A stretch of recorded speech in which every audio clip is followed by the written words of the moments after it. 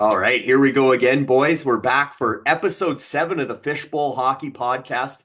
I'm your host, Larry Fisher, and I'm joined by two of our regular guests in Matthew Fiacco and Dan Nadeau to revisit our playoff predictions and preview the Stanley Cup Final rematch between the Florida Panthers and the Edmonton Oilers. And Matty, you must be fired up for this rematch. Oh, so fired up. Like, yeah, like all the boys are already trolling each other, sending them like messages on Facebook, just trying to get the upper hand already. Yeah, the game within the game and a little bit of the mind games. And Dan, you're obviously there in Edmonton. You can probably set the scene for us or paint the picture as far as what's the City of Champions like right now heading into game one tonight. I think it's a more mature feeling this year. I think we've been there now as fans and as a team, and so I think there's like this cautious confidence. I'll say that like this is going to be the year that they get it done. Obviously, Florida's been there 3 times in a row now, so they know what they need to do. But there's a very like subtle sort of, I don't want to call it cockiness, but like confidence that like we're gonna finally bring the cup back to Canada. And thankfully it's the Oilers doing it and not Toronto or some annoying fan base like that. No doubt. And even though none of us predicted this rematch, all three of us did have Edmonton getting back here. And I know when we did our playoff preview, probably a lot of people thought we were homers, but much like Matthew Tkachuk in the handshake line last year, when he said to Connor McDavid, "We'll see you again next year," I think not overly surprising that this is the matchup. And like I said, we didn't know that Matthew Tkachuk would be ready to start the playoffs, but once he was in and you saw how Florida was rolling against Tampa, I think, like I said, not overly surprising that it turned into this rematch. But the big difference this year, or one of the big differences, is obviously Edmonton has home ice advantage to start the series tonight. Maybe Dan, how big of a difference do you think that'll make? And considering Florida had home ice, hasn't had home ice in any round this year. They were on the road against Tampa, Toronto, and Carolina to start. But just the fact that Edmonton has home ice, how big of a factor can that play? Whether it's in games 1 and 2 this week, or obviously a potential game 7. Well, I think the series has to obviously start drastically different than last year, right? I mean, coming back from an 0-3 hole was fun and exciting for the drama and the hard on everybody's hearts and anxiety here in Edmonton. But you know, it's proven in the past if you look at some of the old sort of Stanley Cup sort of records, even Edmonton's, if you will, when they lose like the first 2 games of a Stanley Cup final, they usually don't fare very well in those finals. But when they kind of either split 1 and 2 or come out hot getting up two, they don't usually lose those series. And so it's going to be important for Edmonton to make sure they hold serve at home. Easier said than done for sure. We're not dragging Florida here when it's minus 40. It's plus 30 today, and maybe not Florida weather, but it's still nice. So we're not making them too uncomfortable. But I know the buzz around Rogers tomorrow is probably going to be something that the Panthers won't love, and they're going to try to quiet the fans early. So. Yeah, it's going to be palpable there in Edmonton, inside, outside. We're back here in Kelowna, Matty, but you can attest to it. Oil Country's taken over this town too, hey? And there's been many trips to the Pink Pony Club already. So many trips. Like last weekend, went out, tried to. I started a "Let's Go Oilers" chant in front of all fans, and everybody was just fired. Yeah, and what are you expecting out of the Oilers in game one? You think they're going to come out of the gate cooking to start this series? Um, Totally drastic change. I think they're going to go after Florida this year. They're not going to wait for Florida to come at them. We're Uh, the tougher team this year, they're not going to be intimidated or pushed around. They're gonna impose their will being at home. especially with another difference maker, a healthy Evander Kane in the finals this year. Yeah, that should make a big difference. And we all know he matched up well with Matthew Tkachuk back when Tkachuk was in Calgary in that series. Kane was kind of the equalizer, sort of took him right out of the equation or canceled him out. I'm sure Tkachuk will still have an impact, but I know Dan's looking forward to game 5 next weekend as well. That's Dan's got a 40th birthday bash that weekend. Unfortunately, I'll be missing it. I got a Father's Day family fishing trip back in northern Saskatchewan, but not the biggest fan of fishing, but looking forward to that male bonding. There'll be about a dozen of us out there, mostly in Oiler jerseys and cheering on the boys from afar. But Dan, maybe just looking ahead to this series as a whole, how do you sort of see the momentum and how big is this game one to set the tone tonight? It's huge. I think you never want to. I always say like you never want to lose the odd number games in a series, right? So 1, 3, 5, and 7 are really critical sort of turning points for any series. Because if you can win 1, 3, 5, and 7, you're usually never behind, right? You're either ahead or even in the series. You're not chasing the series, and so those odd number games for me. I think are the most important ones. Obviously, you want to win all of them, and going 4 straight's the best way to do it. But we know this isn't going to be a sweep either way. I don't think. So winning game one for sure is huge. And like I said, holding serve at home. I mean, if they can take the first 2, and dare I say it, split in Florida, I think it's over in 5. I think coming back to Edmonton, the crowd and Rogers, but again, we got to drop the puck and see what happens here. For sure, and I like that prediction. I know we're gonna get into a little bit more of the predictions in a bit here, but that's spoiler alert. Sorry, boys. That's mine as well. I'll jump right on that bandwagon. I got Oilers in 5 as well. I feel exactly the same as you. I think just that confidence, that energy at Edmonton. I think they're gonna get these first 2 games split in Florida and wrap it up in 5, 3 straight in 5 series, because obviously they're 12-2 in their last 14 games. Took out 2 really good teams in Vegas and Dallas, both in 5 games. So may as well keep the 5-game streak going. But Maddie, what about you? Because obviously we know Connor McDavid's on a mission this year. Were you surprised he touched the Clarence Campbell Bowl after knocking off Dallas? He didn't touch it last year. It's kind of one of those historic jinxes, believed to be bad luck to touch any trophy before the Stanley Cup, or is that just another sign of this confidence that McDavid and the Oilers as a whole have this year, as far as changing the routine will change the result? I don't know if it's a jinx, but this team is a lot better than it was last year. Like, I don't know touching the trophy, but like he's on a whole another different planet. Him and Draisaitl are both on different levels. Good luck, Florida. And I guess on that front, for both of you, but maybe start with Dan. Do you believe sort of in that fate or destiny? I know there's been a lot made about Wayne Gretzky and Sidney Crosby both won rematches to hoist their first Stanley Cups, and now McDavid has the same opportunity to truly take the torch as the current face of the NHL. Obviously, everybody sees him as that, but Crosby's the one that already has the cups, and he's getting towards the tail end of his career. But just the fact that 1983 the Oilers lost to the Islanders, 1984 Gretzky gets his first cup against the Islanders. 2008, Crosby loses in the final. Pittsburgh does to Detroit. And then the following year, the Penguins avenge that loss to the Red Wings for Crosby's first cup. And now, obviously, 2024, like you said, start down 0-3 to Florida, lost both games in Florida and game 3 in Edmonton. And just the fact that what they've learned from that series and the fact this could be McDavid's first cup. Do you believe in sort of a team of destiny, the way this is going for the Oilers? So just to touch on the touching of the trophy thing too, 6 of the last 9 Stanley Cup winners have touched the conference trophy. Okay, so not that big of a jinx. Yeah, it's not that huge. I mean, that's just going back 9 years. I guess if you go back a lot further, it's not quite as, it's a little more 50-50, but I think a lot of teams were worried about the jinx. Mm-hmm. And then finally the Penguins touched it in 16. Then they touched it in 17. The Capitals touched it in 18 and won. The Blues didn't and won. The Lightning back-to-back, yes. The Avalanche, yes. And then the Knights and the Panthers are both no. So I think the jinx got reversed when Pittsburgh did it. As far as history repeating itself, I mean, history has a funny way of doing that, right? We all know that as sports fans. I hate using stats from like the 80s or 20 years ago to dictate like what's going to happen in 2025. As a fan of the Oilers, do I hope history repeats itself? Absolutely. Absolutely. But I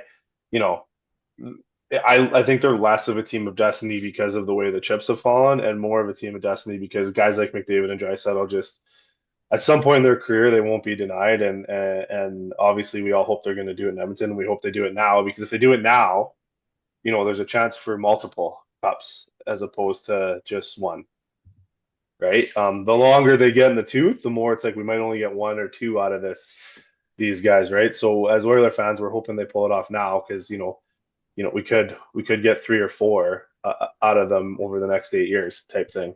Yeah, it could be a very exciting few weeks as Oiler fans. Obviously, the Stanley Cup Final, and then on July 1st, McDavid's eligible to sign his potential 8-year extension. That would keep him in Edmonton for basically the duration of his career potentially. So that's something on the horizon that this result may impact his decision to some degree there. But I think the fact that the Oilers have made it to back-to-back finals, and we all know his wife's opening up businesses in Edmonton, and then I'm Already sure open. already open now. Yeah, just last Bar week. Trove is open. Yeah. Nice. Yeah, we'll have to check that out sooner than later. And obviously, I'm sure they're going to be starting a family here, maybe in the offseason or something too. So I think there's going to be a long time to come with McDavid in Edmonton. But again, going back on the history thing, and this is a little bit more recent history, doesn't go all the way back to 83, 84 for you, Maddie, but Edmonton is the 8th team. We just found this one out from Empty Netters. That they dug up quite the stat here, but Edmonton's the 8th team in NHL history to make the final after losing their first 2 games of the playoffs. Obviously went down 2-0 against LA in the first round.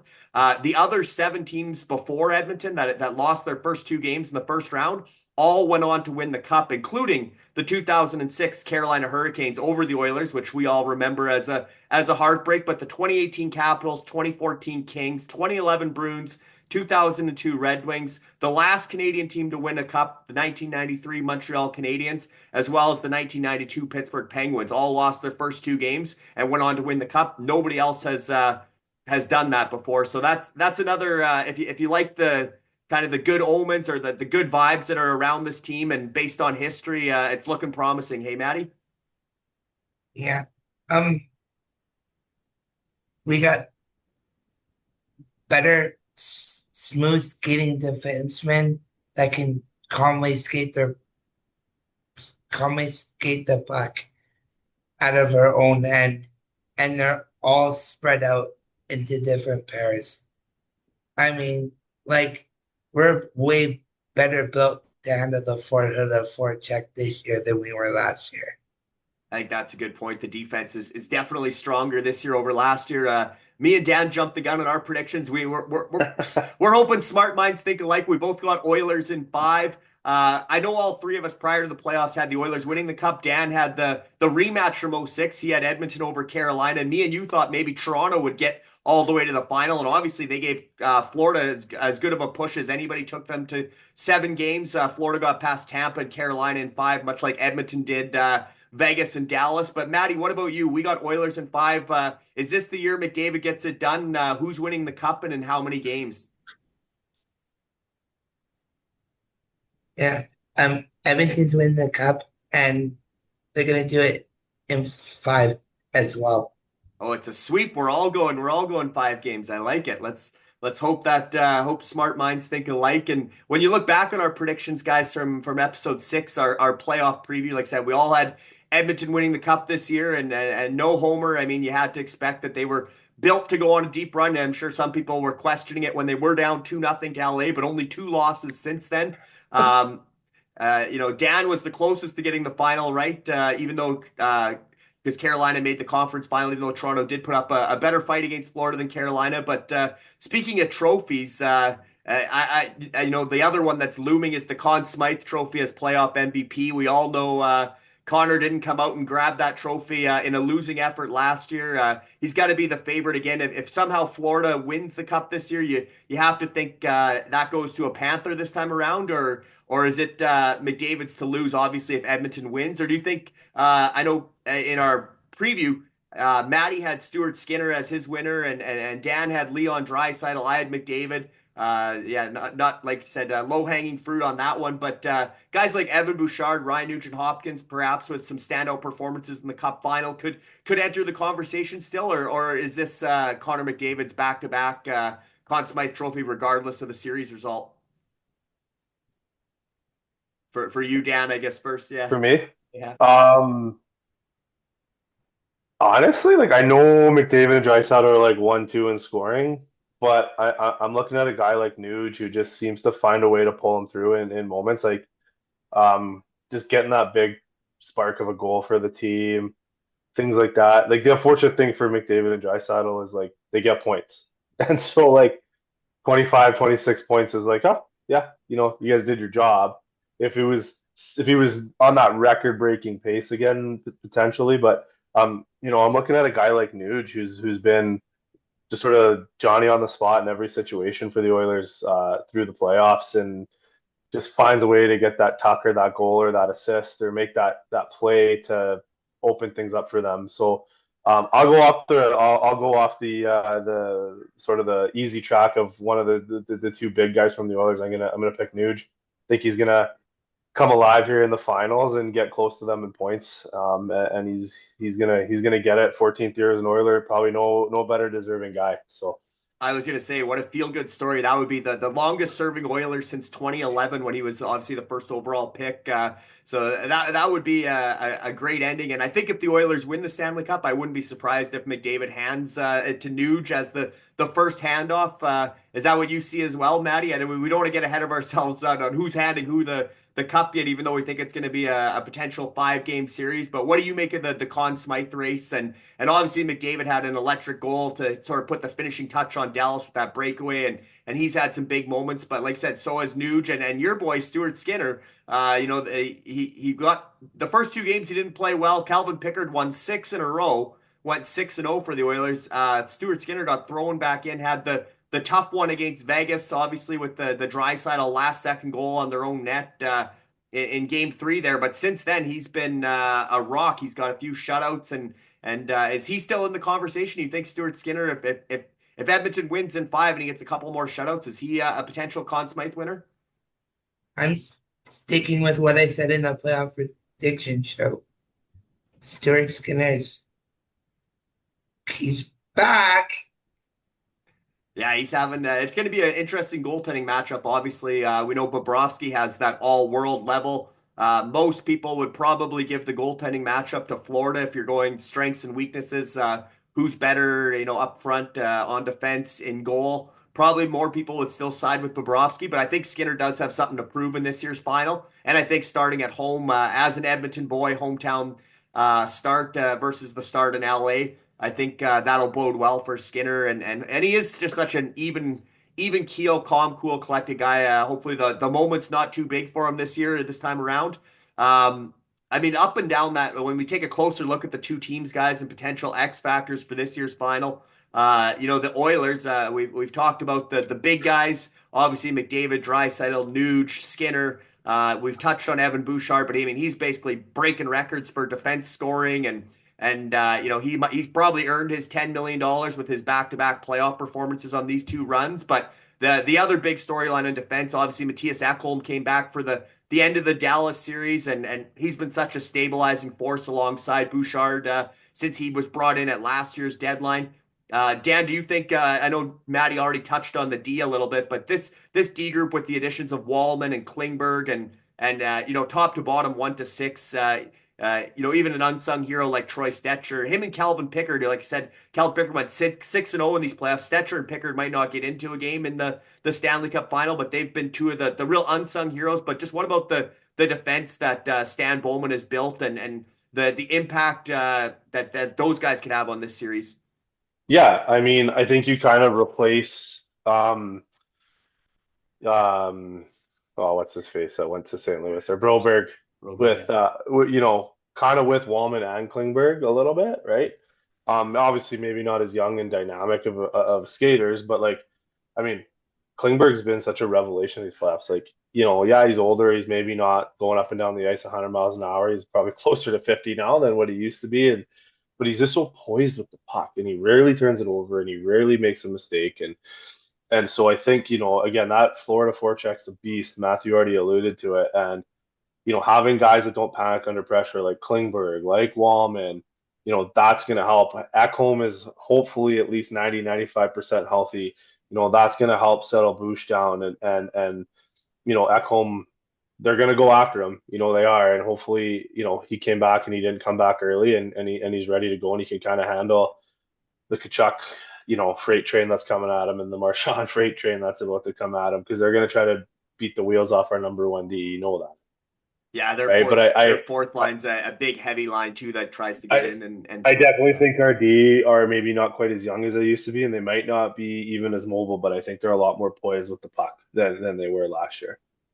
And one of our notorious whipping boys in recent years over his contract more than anything, but Darnell Nurse, $9.5 million D. Matty, you think he's been earning that in these playoffs? He's been pretty solid, pretty impressive back there. As if he's not number 1 or 2, he's definitely looking like a real good number 3 for Edmonton at this point in the playoffs. Yeah, I really hope Kachuk comes after Ekholm really hard, because I really don't want to make Ekholm mad. You don't want to see the big Viking get angry at Kachuk? I mean, I really do. Yeah, I'm sure they will. I'm sure they will be taking runs at him, because again, they're gonna. If there's any way to, I mean, we're already down Zach Hyman. Maybe talk about that, Matty. The loss of Zach Hyman with the broken wrist and not having him in the lineup for the final. I mean, losing 14 hits a game is not good, but I mean, like, look over where we have gotten. Not just Hyman. Pods has chipped in. Kapanen's chipped in. Frederick, Connor Brown, Kane's back. Perry, like, I mean, from middle to wing, from top to bottom, this team I'm liking it.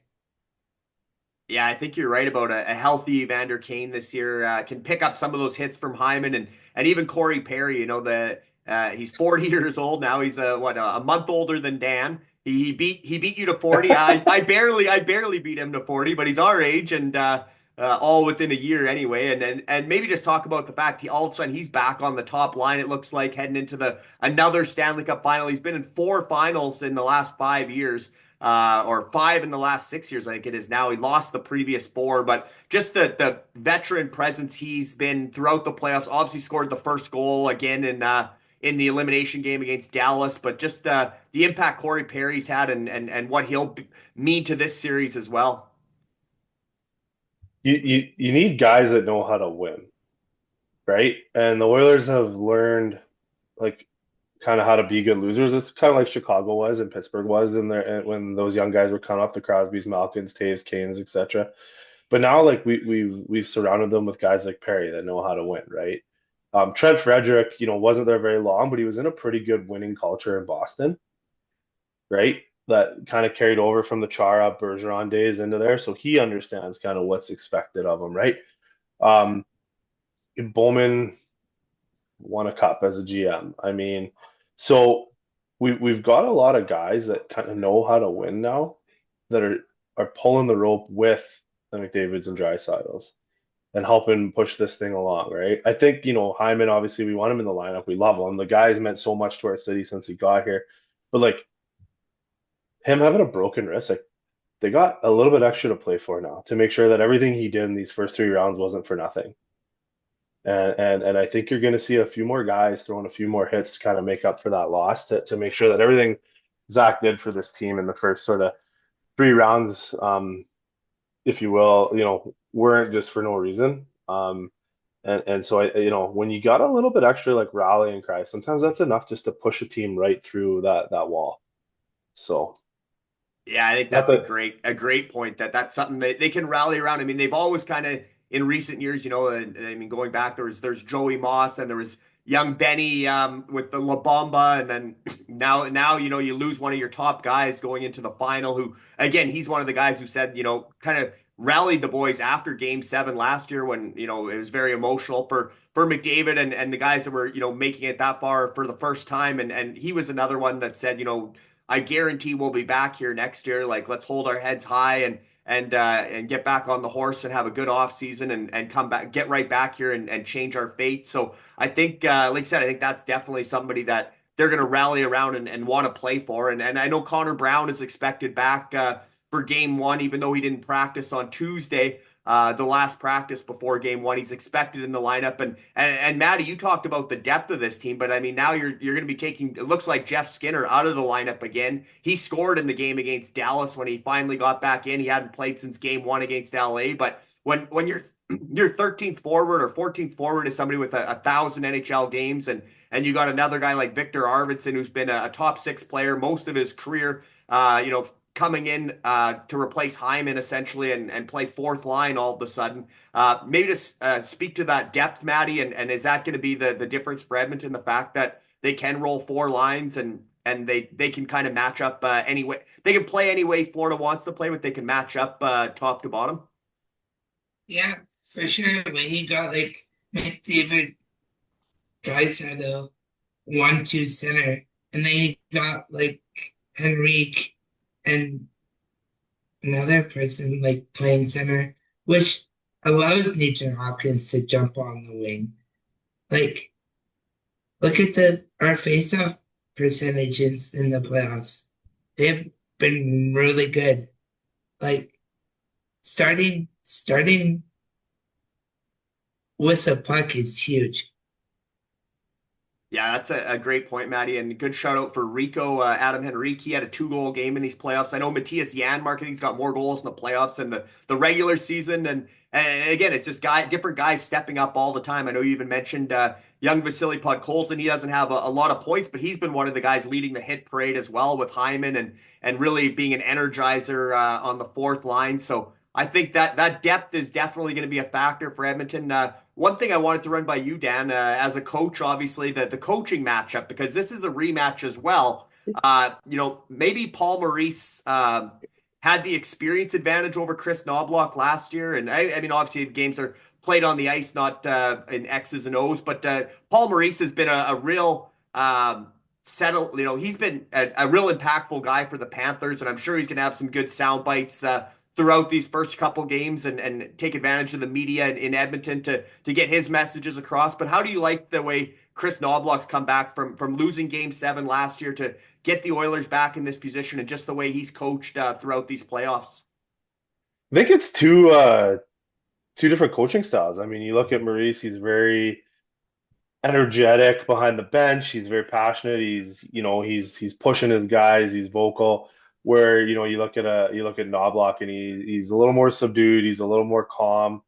Not to say one's better than the other. I think there's good and bad ways to do both. I think from an X's and O's standpoint, like I don't know that the games were kind of like lost last year in like this strategy versus that strategy. I just think the Oilers were kind of swept up in the mystique of it all, if you will, where the Panthers were ready to go. They'd been there before.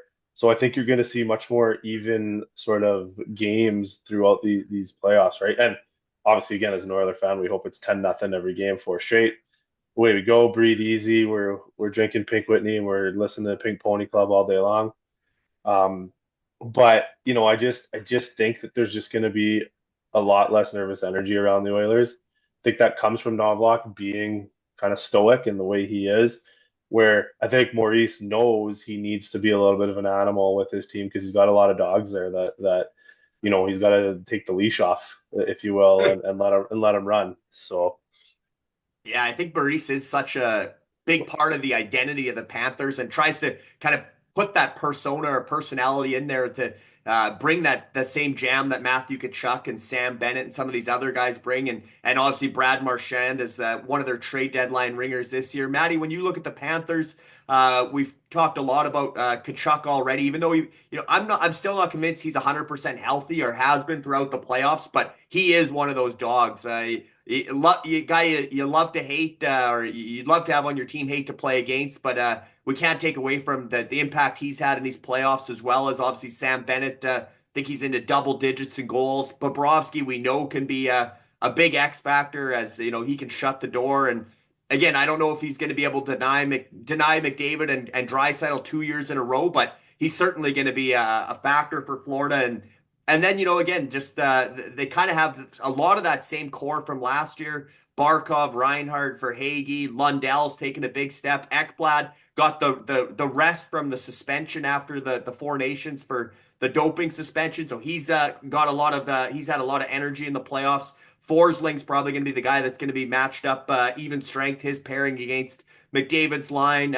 We talked about Brad Marchand as sort of one of their trade deadline ringers, as well as Seth Jones. A lot of people thought Seth Jones was done. He's had some really dynamic games in these playoffs. He looks like a top pairing D again, and maybe their big revelation on the back end, Nico Mikko. I mean, a lot of people are saying he's looking like a Victor Hedman out there, and I know he had the shoulder injury where he went hard into the boards against Carolina, but he came back from that. He has played since. So Florida, like I said, they eliminated Tampa and Carolina, two pretty good teams in 5 games. They did need 7 against Toronto, but they laid the boots to Toronto in games 5 and 7 on the road in Toronto. They're going to be fired up for game 1. They don't want to be the underdogs. I know the betting lines have Edmonton as a very slight favorite, which has flipped just in the last couple days here. So, Maddie, what do you make of this Florida team? Some similarities to last year, but also some new faces with Marchand and Jones. And who are you not necessarily worried about, but who do you think is going to be a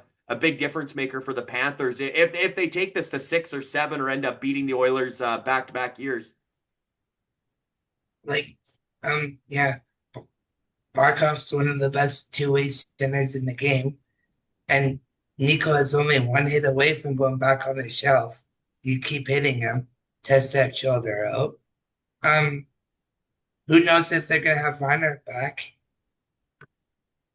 Right? Yeah, I think he played the last game against Carolina, but yeah, his knee's a little banged up as well. Yeah, from like you said, I don't. This is gonna be a tight checking, no room. Oilers are gonna have to take care of the puck, put it in deep, smack their D around, not do crazy things, keep calm. Florida's can go off transition as well as we can. But yes, they're gonna have to not turn pucks over in the crucial areas of the ice. And I think that keep calm is a good point. And Dan, you can speak to the discipline. Obviously, the Oilers' special teams have gotten better throughout the playoffs, but not to get sucked into that Panthers game, especially if they do fall down 1 or 2-0 in the opener tonight to maintain that discipline. Try to play with an edge, but know where the line is, whether we're talking about Evander Kane or anybody else, because a couple of bad penalties. Again, not to say that Stuart Skinner isn't on the level of Bobrovsky, but a couple of bad penalties could certainly tilt this series in favor of the Panthers again. Well, listen, I mean, discipline kind of cost them a sweep at Dallas, right?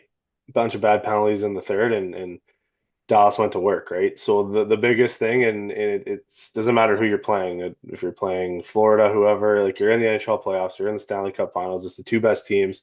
And the last thing you need to do is give another team an inch. At the end of the day, these 2 teams have earned the right to be the 2 best teams in the league, playing for the cup. And so the biggest thing the Oilers cannot do is give them an inch, and then make sure when they get their opportunity to take inches on the power play, they do.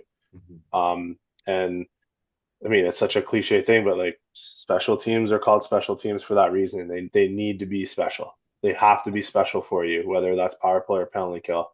Or you're likely not going to win a series. I mean, some of the coaching books I've read and stuff, they're like, if your special teams add up to 110% between the 2, you're usually going to win your series, right? So that's just what has to happen. They have to be special, and you can't make your killers be out there all the time, because it's going to be a war, and your killers are typically your guys that are getting hit the most, even when it's 5-on-5. They're playing the big minutes, right? So you want to give those guys the opportunity to not have to be out there killing 4 or 5 penalties a game. Yeah, and I know McDavid's been killing in these playoffs as well. Often the first unit, you'd rather see him on the first power play than the first penalty kill as far as his minutes go. You might not in this series. I mean, I think it was just throwing a wrinkle at some teams, like with LA and those guys putting 5 forwards out, when you just looking for ways to kind of expose a forward playing the point, if you will, with McDavid there. And The way Florida sets up, you may or may not see McDavid. I mean, you might not have to use him in that situation because we're not trying to exploit as many maybe weaknesses on that power play from a defensive standpoint, where a guy like Connor, as we know, when he turns the puck over and gets the Jets going, it's hard enough for a D-man who skates backwards 90% of the time to stop him, let alone a forward that's got to try to figure it out. Yeah, we seen him burn Thomas Harley and a few guys in that Dallas series off the rush, and just the fact, like I said, that learning experience from Game 1 against Dallas, because through 40 minutes that might have been two of the best periods the Oilers have played all playoffs, up 3-1 in Dallas, and then like I said, got into penalty trouble, gave up 3 straight power play goals, and dropped that opener, and then obviously won 4 in a row from there. So definitely, I think. The special teams are going to be a factor, but I think the Oilers have the power play came on throughout that series, as we know that they became a positive factor, and Nuge was scoring on the power play and setting up a lot, like you said, with his push, 4 straight multi-point games to close out that series. So definitely, I think the Oilers are learning as they go, and they haven't been in this good of a position in a Stanley Cup Final at least since 1990, right? I mean, '06 they were the Cinderella team, the big underdog to go all the way to the final as I believe an 8 seed that year. So the fact that they're, again, they didn't have home ice in these rounds either. They were on the road against LA, Vegas, and Dallas to start. But I think the fact they have home ice in the final, I think that might be the tipping point, especially if they can, like I said, hold serve at home. Or I think even if they win Game 1 and happen to lose Game 2, I think they would still get the split in Dallas and take care of the last 2 home games kind of thing. But we better not split in Dallas. We better split in Florida. Or better split in Florida. Yeah, exactly. Don't get on the wrong plane. Don't get on the Fort Worth airport flight, please. Yeah. Good call. Good call. And yeah, so obviously I think the fact, like I said, if it does go to a longer series, I think home ice is still going to be a factor in those Games 5 and Game 7 potentially. And I think everybody that's wearing Oiler jerseys and hats here today wants Edmonton to win at home in Edmonton and have that celebration inside, outside the rink, and obviously the parade. So not necessarily a 4-game or 6-game series, more of a 5 or 7. But I think people will take the win any way it can come. Maddie? Or Dan? Can you imagine how many people are going to be packed in downtown Edmonton? Like, what did Dallas get 20 people last year? There might be 20 million here.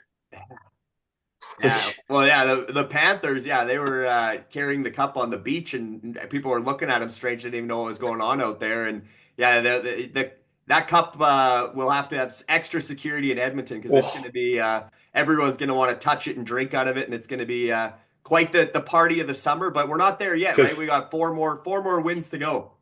Could be OV level party in here if that happens. Yeah, have to see who will be the biggest animal on the Oilers this offseason. That could be a good topic.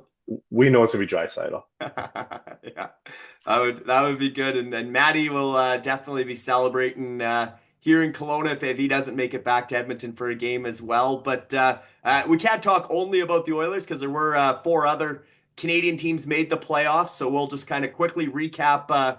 Not everybody listening to the podcast is going to be an Oilers fan. So, I mean, obviously we know there are some Leafs fans out there and the other teams that made the playoffs. And there's some big storylines around Toronto, especially with Mitch Marner's looming unrestricted free agency. Austin Matthews, unable to step up in those big games again this year and be a difference maker in Game 7. Obviously, they're goaltending with Joseph Woll and Anthony Stolar's injury, but I guess Matty Nyes was probably their big revelation. He really stepped up in the playoffs. Looks like he's going to be a legit top-line guy and a guy that can be a playoff performer. Obviously, that was Craig Berube's first run with the Leafs. They had a guy like Max Pacioretty. All that history and the stars aligning. There was a lot of talk about Pacioretty wearing number 67 in the Leafs' last cup in 67, and I mean, obviously, Brandon Carlo had a tough one in Game 7 there, but he was one of their sort of deadline pickups. But maybe to you first, Dan, what stuck out for you from the Leafs playoffs this year and the fact that they did take these Panthers to Game 7? Yeah, I mean, they take everyone to Game 7, and then they just can't seem to find a way. And, all this comparison of, like, Marner, Matthews, Nylander kind of being like the McDavid, Draisaitl, Nugent Hopkins, if you will, sort of like comparison. Like I think we could throw that out the window at this point. I think you see a lack of leadership really in Toronto. A lack of a guy who is supposed to be a superstar in Matthews, grab the team, say, get on my back. I know it's hard right now, but get on my back. Let's go. Sure, he can do it in the regular season when nobody hits because nobody cares. But he has proved time and time again in the playoffs that he shows a moment of brilliance. But when it's all down there and all the chips are there, he can't just grab this team and go. Whereas like McDavid can do it.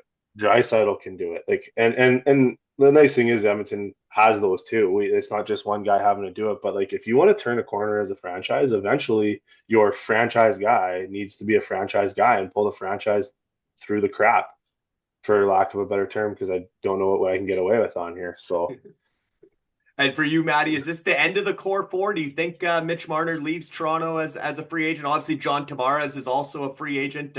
Marner, Matthews, Nylander, Tavares are kind of the core four that they've had a run of whatever it is, 7, 8, 9 years there under Austin Matthews. They switched the captaincy from Tavares to Matthews. And obviously, I think maybe that changed. They thought that would take Matthews to another level and really be that driving force, that leader in that one game winner takes all. And again, unable to step up. Do you think there's going to be some big changes in Toronto, Maddie? Um, I'm hearing Marner's going to Vegas right now. Um, yeah, they need to do something because the whole playoffs, they were just soft as peanut butter. Nobody was stepping up. Like like Dan said, your core four needs to be the best on the team. Like, I know it's hard, but like, come on. Like, you guys don't want to be like joking like every year. And you look at those playoff stats, and I don't have them in front of me, but I've seen the graphics of Marner, Matthews playoff, or yeah, I think the whole core four, their playoff totals over the last however many years versus just McDavid and Draisaitl. I think McDavid and Draisaitl have double the points of the entire core four combined. Maybe just talk about the identity of that team, Dan, and what you think needs to change there. Obviously, Brad Treliving's only in his second year. Brendan Shanahan's out. Craig Berube would prefer a different style roster, presumably. Obviously, they can't just trade away Nick Robertson for a third round pick, and that's the only change they're going to make. There's going to be some shake up there to some extent. well, I think you nailed it on the head. You said identity. Like what's their identity? They don't have an identity. Like, you know, you look at any team that goes deep in the playoffs, they have an identity, like whether it's goaltending, being physical, a couple guys that can score whenever they want in Edmonton. You know, obviously there's depth in Edmonton now this year, otherwise we wouldn't have made it out of any of the rounds we were in. But it's they don't really have an identity. Their identity is the fact that every team knows if they push them into a corner, they're gonna fold. Like they haven't, you know, and I don't want to just rip on the Leafs because everybody's like, oh, you're Edmonton in the West and you rip on the Leafs, but it's true. Like they really haven't grasped an identity with that team. I mean, back in the 90s when they were good, they had Gilmore and Clark and they were hard to play against. They were tough. They were like there was an identity there. And it's a country club over there right now. The players are kind of running the show. And, you know, Berube got in for 1 year. Like he's gonna put some changes in there and there's gonna be a culture brought back to that team. I firmly believe in. If he doesn't, then shame on management and shame on coaches for not bringing the culture back to an original six team, right? Like I understand you want to let your players have some freedom and have some fun with it, but like at the end of the day, like if you want to have that players, then you need to do this on the ice. And they haven't delivered this part on the ice, which is their expectation as a player. And so things need to change, I think, from an off-ice culture perspective there, because yeah, they don't really have an identity anymore. And it maybe the spotlight's really on that when they're playing against Florida and it comes down to a chance to go up in game 5 at home, or one game winner takes all in game 7, and you really see that Florida identity, and the Leafs, like said, they just kind of fold or wilt away, and they don't have that ability to rise to the occasion. Look at the last 6 or 7 playoffs for this core four, and anytime they play a very physical hockey team, they don't win. They get run out of a building. Yeah, and And they're those 90s trying teams, to. like you said, with Clark and even Darcy Tucker when he came, and like they had that sandpaper that Florida sort of has. I know there's a lot of talk that maybe they let Marner walk and they bring home a Toronto boy and Sam Bennett, depending what happens with his negotiations in Florida. Maybe. Is that sort of a change that even if obviously Marner might get paid more on the open market, whether he deserves But to or not, but the big game guy is going to be a guy like Sam Bennett. but does Bennett want to go there and have Austin Poopy Pants Matthews like lead them? Probably not. Probably not. Like unless the whole culture is going to change. Like these guys are winners, man. They want to go and play with winners. And the reality is they haven't proven that they can win. And so it's going to take Matthews stepping up. Like how big is he? 6'5"? He's a big solid guy. Yeah, he's Like you don't have yeah. to throw 105 hits like Hyman did, but like Should at throw a least hit, Matt. be able to hold your own like Draisaitl. Oh, Yeah, do something. Like, Matt, there is no identity there. You can tell there's no culture there. The culture is give me a paycheck. yeah, And unfortunately that's what it is for Leafs fans right now, and things need to change from the top down. And maybe with Shanahan going and Tree Living getting a little more freedom and things like that, because Tree's a no nonsense guy. Like who know you saw the teams he built in Calgary, they were tough. yeah, They were hard to play against. Like, so we'll see, but it's really hard to offload some of those deals. So they're probably thankful Marner's coming up. And, I think if Marner goes to a place, I don't want to say Edmonton because everybody's like, oh, Homer, but like he goes somewhere that he has guys like McDavid and Matthews that teach him how to win and how to do things, he can be a very effective player. You could tell his legacy is that he got booed off the ice in Toronto, but like, could you not see the passion that he gave a shit and cared and wanted to win? He was yelling at his teammates because they weren't trying. Like, yeah, yeah. And so. and one guy that did have the passion in the playoffs and came back from injury and tried to lead his team, but obviously a tough ending for Mark Scheifele and the Jets. Obviously, his dad passes somewhat suddenly the morning of their big elimination game.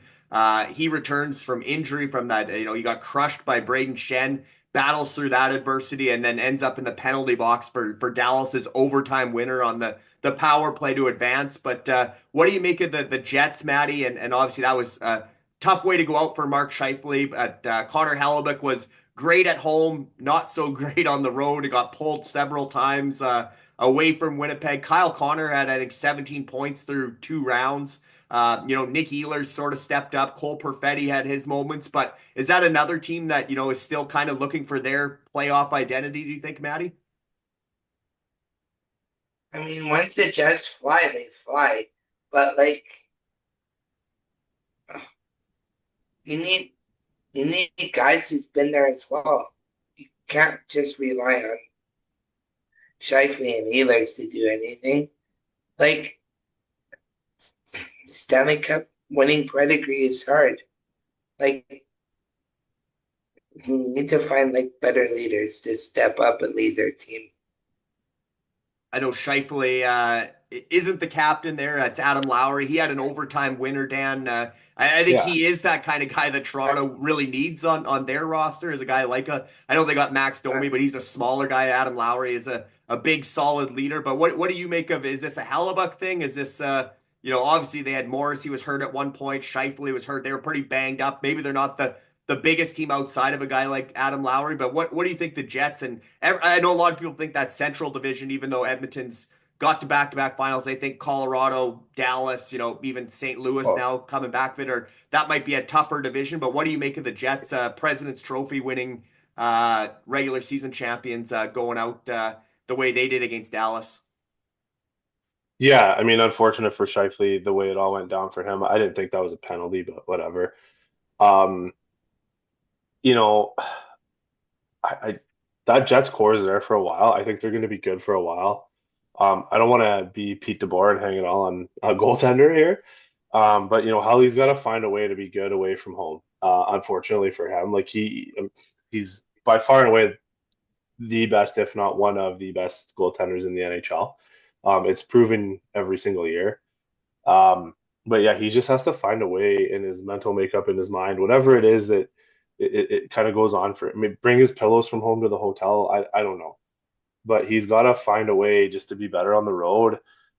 You know, obviously, yeah, losing your top D and Morrissey in the middle of a series is kind of not the best thing, but good teams find ways. The Oilers didn't have Ekholm for like basically 3 rounds and -1 game.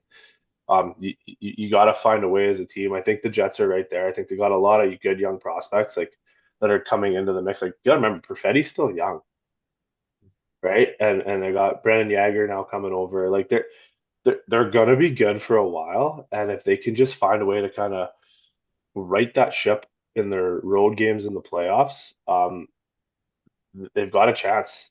They're gonna give themselves a chance. I mean, going into I know it's not called the MTS Center anymore, Canada Life Place. Um, that might be the second most loudest building in the NHL, right behind the Oilers. And I think the only reason it's the second loudest is because it's like 3,000 or 4,000 seats less than Edmonton. And they haven't made it as far in the playoffs. And that Sure, barn would but get rocking if they made it to the one thing I know because I lived in Winnipeg for a year is like the people there love the Jets. They're passionate, like they're as passionate, and they're one of the smartest fan bases in the league. I mean, when they were playing Ryan Miller the one year after we beat them in the Olympics, and every time he made a save, they were chanting silver medal. Like they're super educated, like they're and they're very passionate. And I remember it would be like -8,000 outside on corner of Portage and Main in Winnipeg, like super cold winter nights, and there's 20,000 people out there waving the white towels and going like that. There is, yes, Edmonton has a crazy fan base too, and we're loving life right now, and we're doing our thing, and we've got all the songs and the cliches going. But like I'm telling you, that Jets fan base is just as close and just as passionate and just as good. There's just less of them because it's a smaller town and a smaller community, so maybe it doesn't get as raucous and as loud. But like that's not a fun building to go into either for teams. So they just got to clean up that road game. Yeah, and like you said, they got some young talent. I know Brad Lambert didn't have as good of a season in the AHL, but obviously, like I said, Braden Yeager is going to be turning pro, and he'll have an impact there as well in the years to come. One guy that I don't quote me on this, Dan. You might see him around town in Edmonton yet tonight or somewhere out and about between now and Friday's game too. But Brady Tkachuk. He's not following the Florida Panthers Stanley Cup run, fanboying the way he was last year. Obviously every game he was two-fisting in the crowd, and it was a whole family thing for the Tkachuks. But I think the fact that Brady captained Ottawa to the playoffs as a division rival of Florida this year, he sort of distanced himself after they lost out to the Leafs. He hasn't been around the Panthers run the way he was. Is that surprising to you? And maybe talk a little bit about the Senators. I know they didn't put up the fight they would have liked against the Leafs, and maybe they are built with a little bit more of an identity thanks to Brady Tkachuk. Obviously, a young guy like Jake Sanderson looked good. Linus Ullmark was up and down in that series, but the Battle of Ontario didn't go to Game 7. It didn't come down to a one-game winner-take-all where maybe Brady Tkachuk outplays Austin Matthews. But what did you make of that series? And then I'll throw it back to Maddie to weigh in on where the Senators are going in the years to come. Senators are like a little disappointing for me this year. I thought they were going to push Toronto harder in the playoffs just because, again, they had that identity. I think Brady's taking it a bit more serious now that he is. I think he's been called out for like not being a very serious leader a little bit in the past with the double fisting in the crowd in the playoffs and things like that. So I think he's understanding kind of his role in Ottawa as the leader of that team. We'll probably touch on the further east Canadian team here in a little bit, so I don't want to get too far ahead of myself. But I honestly thought that Ottawa would be a little higher up in the standings this year. I felt they were on this upward trajectory, and I don't want to say they took a step back; they just kind of stalled. And I think that group needs to find a way to get going a little more. Obviously, they've got a Vezina Trophy winner in Allmark there, so the pieces are there. It's, are you willing to do what you need to do to take the next step now? All you young guys in that room that you're not necessarily young anymore from an NHL standpoint, right? Like now you should be mature enough to take that next step, right? Like Stützle, Tkachuk, Sanderson, like guys like that. I think Chuck's best friend kind of getting traded rattled them a little more than it probably should have. But Dylan Cousins is there now. He's a heck of a hockey player, and he brings that grit and that sandpaper element. So there's a lot of really good pieces again in Ottawa that it's up to them. Are they mature enough now to kind of take that next step as a group? Because if they want to do this as a group, they have to. Otherwise, there's going to be some movement. And unfortunately for Ottawa, they may find themselves in a retool. Yeah, it'll be interesting to see how Ottawa trends relative to Toronto. Will next year the Senators have home ice in a Battle of Ontario potentially, or is Toronto still the top team in Ontario, depending who they bring back and the changes they make there? But I think you're right. I think obviously Ottawa tried to bring in some veteran guys like a Claude Giroux, and they had David Perron there, and guys that have some playoff experience. But their core group is still maturing. I think Tim Stützle's got another level still. You mentioned Josh Norris being traded for Dylan Cousins, but Cousins came in and really took off in Ottawa. Seems like he'll be a good fit there. I think guys like Ridley Gregg, some of those guys probably still have another level, and they bring, Ottawa's probably on paper a harder team to play against than Toronto going forward. So, Maddie, what do you think of the Senators? Is that a team on the rise, and could they knock off Toronto next year as the team to beat in Ontario? Um, I think Brady, Josh Anderson, and Stützle are going to be left with a sour taste in their mouth this year. They're going to want to come back next year and prove that they can hang with Toronto. Yeah, you got Ottawa's defense is a lot better with Chabot and like those guys on the back end. You got Omar as a goaltender. Yeah, I think they're gonna have a lot to prove next year. Yeah, they feel like a team on the rise to me. Even like I said, even the defense guys like Tyler Clevin and people that you don't necessarily expect. He's kind of become a bit of a physical force back there too. I think they can definitely take a step. And I know Dan was itching to get into the Montreal Canadiens, but obviously Sam Montembeault's injury, Patrick Laine was hurt. We never got to see Ivan Demidov really take over a game in the playoffs like he did with his impressive end to the regular, impressive debut to end the regular season. And then obviously, a guy like Lane Hudson and Cole Caulfield, two smaller guys. I know Josh Anderson really tried to stand up to Tom Wilson in that series, but Montreal's core is maybe not soft, but a little bit on the smaller side. Slavkovsky's a big body. Caden Gooley's a pretty big body. But what do you make of the Canadians and their transition towards being a contender under Marty St. Louis? For me? Yeah. Yeah. I think that man, that's a fun team right now. That's a very fun team to watch. You hope they can stay healthy. You hope they can take one more step. We hope that there's no I don't want to call it a sophomore jinx really, but they took a step this year, and you just hope that it wasn't like a singular step. Because that's a fun up and coming team that could become the class of the East. And how fun would it be in 3 or 4 years to have an Edmonton Montreal final? Yeah, and then Right? that's another building. I mean, if you're going to say that the top Oh, three buildings for how rocking it gets, you got to think the Bell Center in Montreal on a Saturday night in playoffs is not far behind it's Edmonton there's and Winnipeg. I know we say Toronto's the library, but that passionate fan base in Montreal, with all their history, they're itching for a contender again. there's a reason before Vegas came in that Montreal was at the top of the list of guys for favorite road cities, and um it was probably one the food, or one the ladies in Montreal, then the food, one or two, depending who you are. And then the fact that you get to go into a building that's like 24,000 people every night ready to go. Doesn't matter. You could be beating Montreal like 10-0, and that fan base is still going, and it's buzzing and it's electric. And as much as we talk about the fan base energizing the home team, sometimes when you're the road team, it's kind of fun to play the enemy.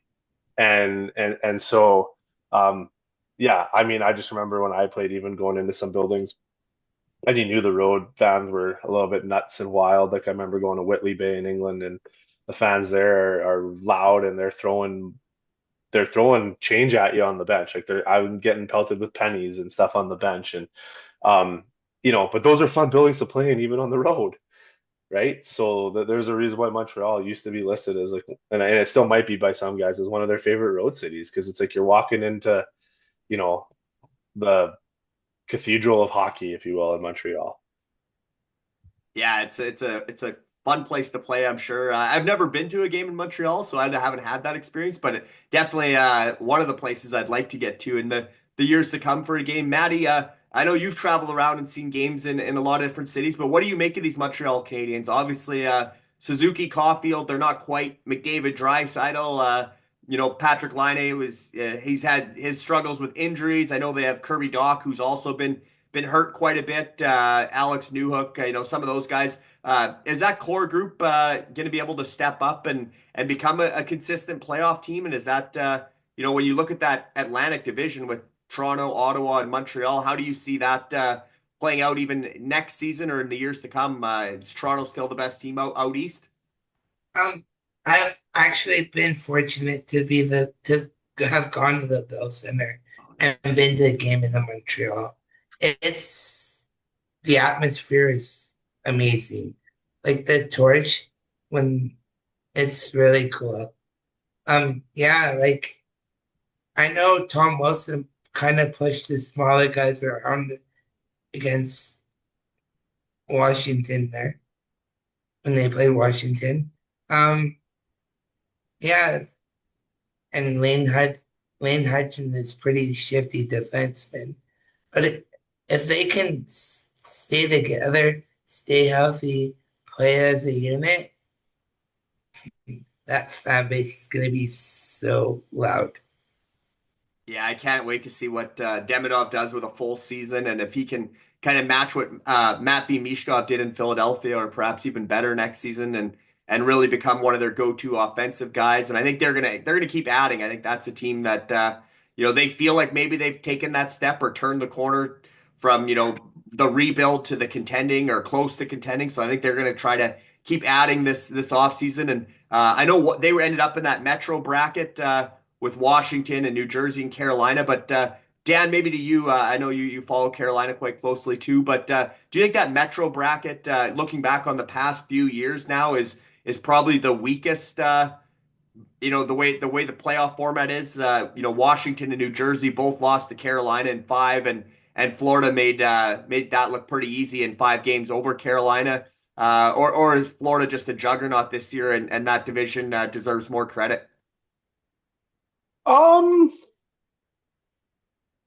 I think you get your ebbs and flows every year, right? I like at the NHL level, I don't know that there's like a weakest division.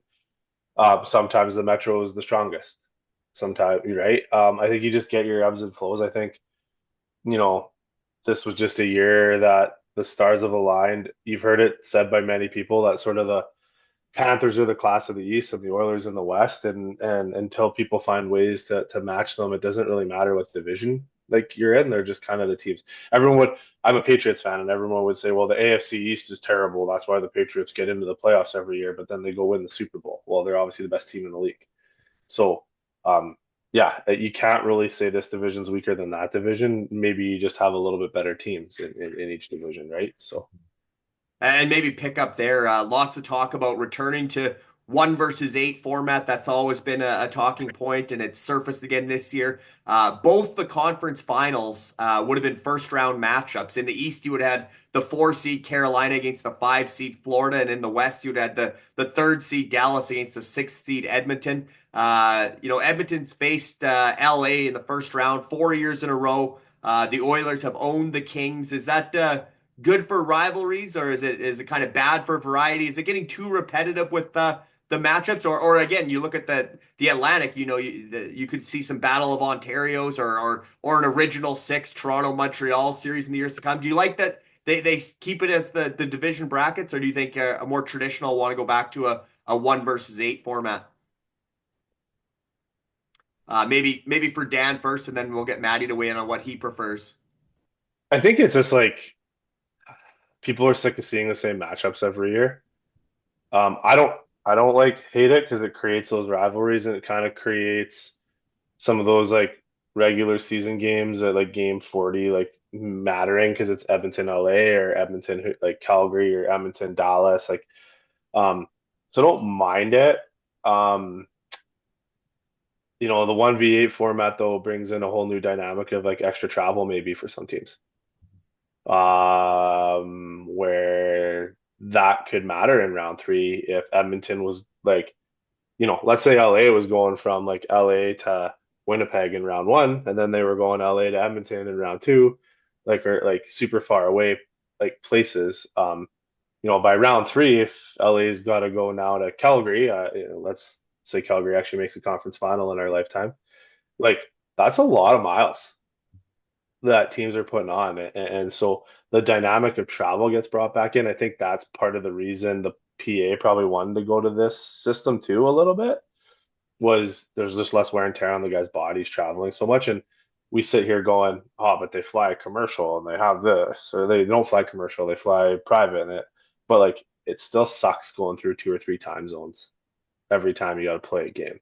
Well, and even the way, what game was that? Game 3, I guess, against Dallas, right? That, Coming back from a Friday night game to a Sunday afternoon noon start or 1 p.m. local start. That's yeah, quite the turnaround with the travel. But again, that's where I think the fans and the energy in Edmonton get up for a matinee on a Sunday to have that place rocking like it was a Saturday night to really lift the Oilers. And Maddie, what about you? Are you tired of beating up on the Kings? Do you want to see some other teams in the playoffs? Obviously, they've had LA, they've had Vegas quite a few years in a row. Do you want to see the old 1 versus 8 format, or do you like the division rivalries?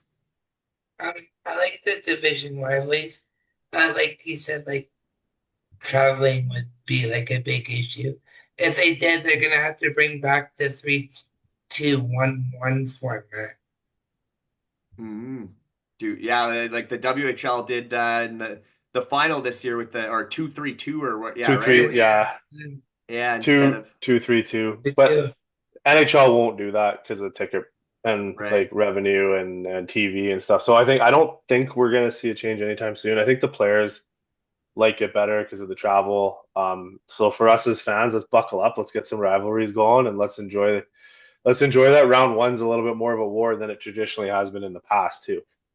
And who knows? Maybe we'll get a Battle of Alberta, or maybe those Canucks will somehow get it together under Adam Foote and get back to the playoffs. Obviously, Calgary, Vancouver were the only 2 out of 7 Canadian teams that missed the playoffs this year. They got their work cut out for them in this offseason to try and. I mean, obviously, there's the Quinn Hughes story in Vancouver, and Elias Pettersson's full no move clause kicks in on July 1st.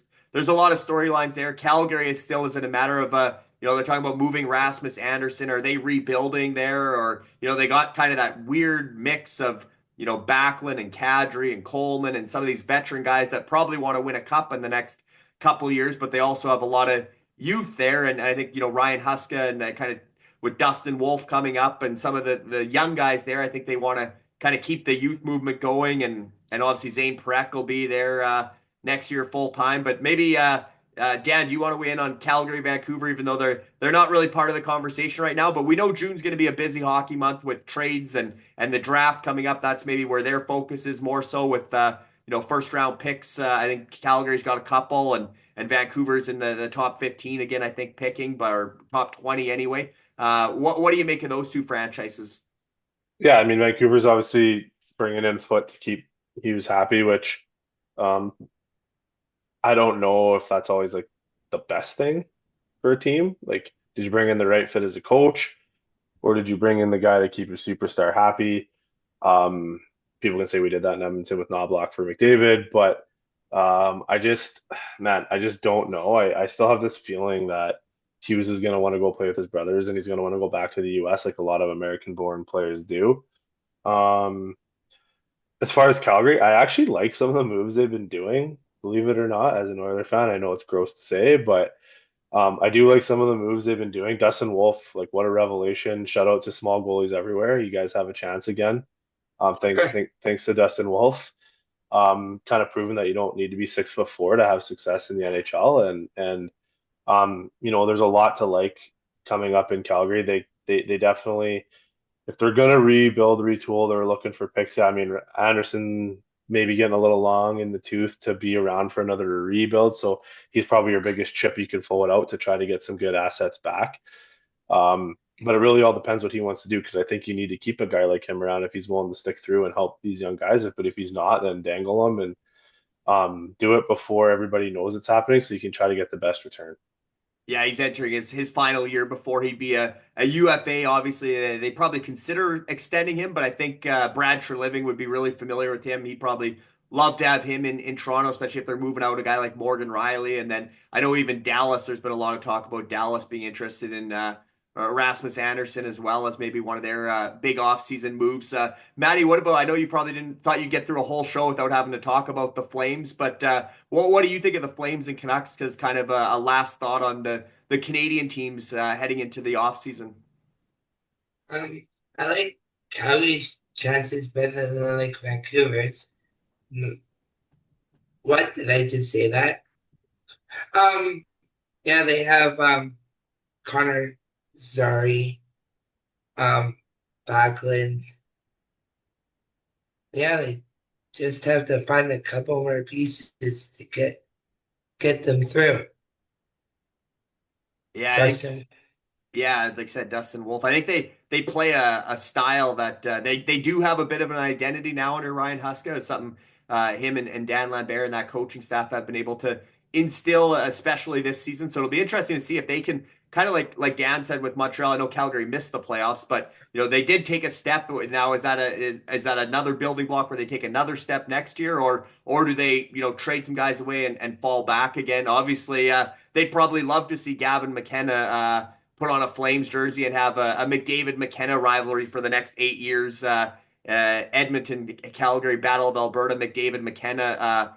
If they could somehow get into that first overall conversation for 2026, but at the same time, guys like Craig Conroy. I know Jerome McGinley's part of that management team as an advisor. They're competitive guys. They remember 2004. They were part of that run, and they think if you get into the playoffs, even as an 8 seed or a wild card nowadays, that anything can happen, right? Even though obviously Florida and Edmonton were kind of expected to go on runs, and there's not really a Cinderella team in this year's final. We've seen it in years past. And Dan, maybe just back to you on that kind of the dilemma there. Do you blow it up? And I mean, obviously you got Gavin McKenna in 2026. You got Landon DuPont, whose dad Mickey played for the Flames. He's a Calgary kid. You got a couple big time prospects that are in Alberta right now, or obviously Landon DuPont is down in Everett playing in the Western League. We don't know where Gavin McKenna is going to be playing this time next year, going into his draft year. But just the thought of Calgary maybe, or Vancouver, or both, if they can't compete with the McDavid and Draisaitl Oilers right now to come out of that, make that conference final, come out of that Pacific Division, is this the time where they should be try to bottom out for one of those really high-end prospects in the next 2 years? Well, there's no guarantee though that you're going to get first overall in either one of those years, and then, what's your consolation prize in those drafts? Like, so I think I'm looking at their roster right now, just kind of there's a lot of like Connor Zary's young, right? Like Lomberg's there. He's a puller. Kadri's there. Huberto had a little bit of a resurgence this year.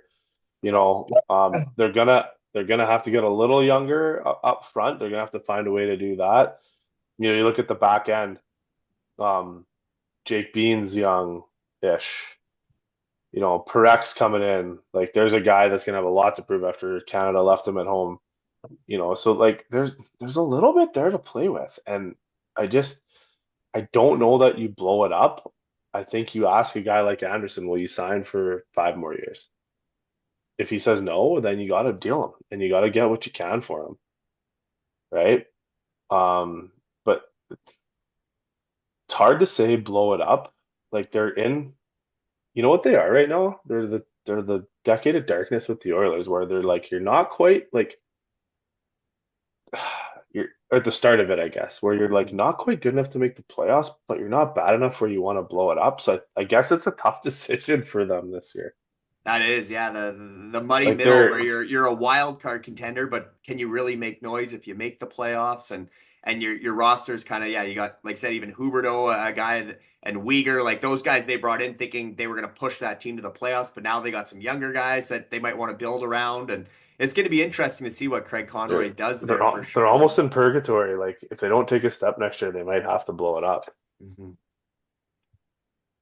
Yeah, and Maddie, what about Canucks? I know that's the team we have to hear the most about probably here in Kelowna. We're in British Columbia. That's the home team. Obviously, do you think Pettersson, Hughes? I know and again with the Quinn Hughes thing, I know Matthew Tkachuk waited till his one more year in Calgary and then essentially asked for a deal out of there. Said he wasn't going to extend. Do you play that waiting game with Quinn Hughes, or do you try and capitalize sooner than later if New Jersey wants to play ball and wants to give you Jesper Bratt and Dawson Mercer or Dougie Hamilton? They got some good prospects as well. Is that something you entertain trading Quinn Hughes sooner than later? I think the brothers come to Vancouver. Oh, you think so? That they'll land Jack and Luke? What would they have to give up to make that happen? Their whole team. But it's improbable. Yeah, I don't know what Pettersson. I mean, some people are saying his value isn't taken as much of a hit as you'd expect, but that contract's going to be a tough one if he's a 50-point player making almost $12 million. If you're the Devils, like, why would you do that? Like, why would you? No, you're not. They have control of those guys for like another 8 years each because they're RFAs. Like, you're not. Hughes is a UFA. There's a difference. The Devils are not like they're not doing that. Like, I'm looking at the Canucks roster now. Like, you'd have to give up literally your entire roster to get those two guys and your next 30 first-round picks. Yeah, I think having two brothers versus one brother probably gives you the advantage to get the third brother, especially when they are American kids and they do want to if the play Hughes were from Vancouver, sure. Then it would make more sense to get Luke and Jack up here. Yeah. No, it'll be interesting though. I mean, I'm sure Rutherford and Patrick Allvin, you kind of mentioned that Quinn wants to play with his brothers. I'm sure they're trying to get creative and see if there's any way they could swing that. But I'm with you. I think the writing's on the wall, especially if Vancouver doesn't make the playoffs again next year, and then he's down to his final year before UFA. And then again, I don't think New Jersey's offering as much at next year's draft as they would be at this year's draft if they can get that extra year Quinn. So I'm not 100% convinced Quinn Hughes is going to be the captain of the Vancouver Canucks come October when the puck drops on next season. But we'll definitely have to get together. Oh, go ahead, Dan. I don't think Vancouver gives up on them because they do have sort of 2 years of control, and you're going to lose a pick out of the thing for whatever for that year, right? But I think what's going to happen is as soon as this year ends, they're going to go to Quinn and say, okay, we want to re-up for 8 more years at 11 mil a year or 12, whatever it is. Yeah. And if he doesn't sign a $96 million contract, that's probably what it's going to be, maybe even 100 over 8. Then you're like, and guess what? You're trading him wherever you want. Because does he have a no movement on this? I don't think on this deal. Yeah, I don't think he's got. Maybe he's got some type of trade protection, but yeah, I don't think he's got a no with the bridge deal he signed. Yeah. The reality is, we'll probably get more out of Jersey because they'll know they can re-sign him. Mm-hmm. But like, you take the best deal for your franchise at that point. Yeah, that's true. So New Jersey can't really lowball next year if they could ship him somewhere else as well. Yeah, that's a good point. It'll be an interesting offseason to come. We'll have to get together again, guys, for a free agency show after the Cup Finals, maybe live from the parade in Edmonton. That would be a fun one. We could Dan could put us up at Hotel Chateau Chateau Nadeau. Sounds good, man. And we could be there for the celebration, get a live show in. But thanks again for joining me to recap the playoffs to date and preview this exciting rematch. We can't wait to get it going and get that puck drop tonight. But before I let you guys go, anything you want to plug or promote? I know Maddie, obviously looking forward to the Chip and Sip golf tournament here in Kelowna in September. Do you want to tell us maybe a little bit more about that event and the entertainment plans? Yeah, so the golfing's at the Bear and the Quill, and then the sit part's at the KF Center in by the airport. So what we're gonna do is gonna be $60 before camp day in July, and then 75 after. We're gonna have breweries from like um Peony, Red Bird, like all the breweries like coming up and having tasters and ciders and wine and stuff. And then we're gonna have food trucks for our food. And then if we can sell between 200 and 250 tickets, Dawson Gray's gonna perform. Oh wow, right on. Yeah, that'll be fun. And obviously, we just saw Dawson the other day at another country show. You're a regular with Dawson. He obviously is always happy to see you at his concerts, and he's an up and coming Canadian country music star here, our local boy in Kelowna, and so that would be a lot of fun. And obviously, I think your parents are going to host game one tonight. That's what you were telling me earlier. That's the plan to take in another game with them. Yeah.